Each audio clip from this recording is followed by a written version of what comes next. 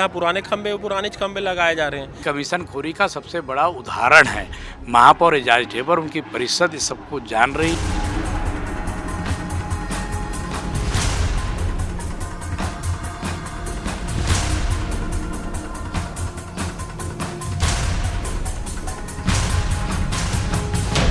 Raipur smart city limited ने शहर को चमकाने के नाम पर करोड़ों रुपए के खंभे लगाए थे महज 2 साल पहले, और IBC 24 ने ये सवाल भी उठाया था कि इन खंभों में रोशनी कम है, इनकी गुणवत्ता जो है कम है और इनमें खर्चा ज़्यादा है।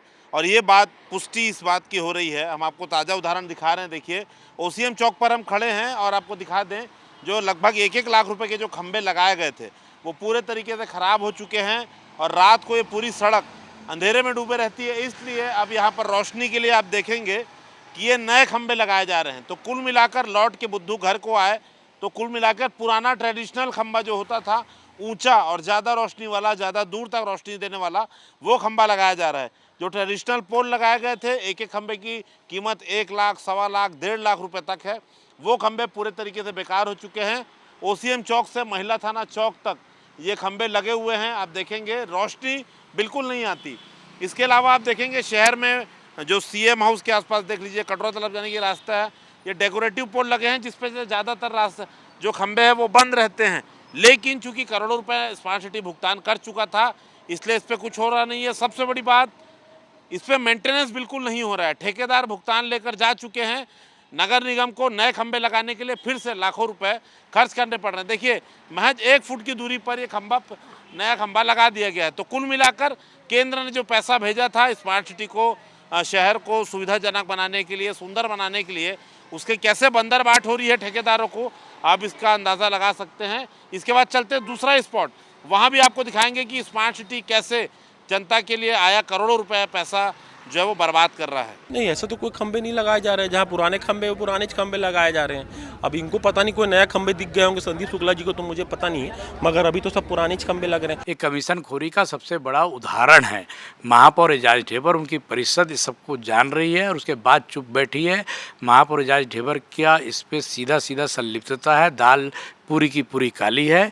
और जो लाइटें पूर्व में लगी थी उसका क्या अनुबंध था, कौन सी लाइटें लगी थी, कब तक उसको ठेकेदार को मेंटेन करना था।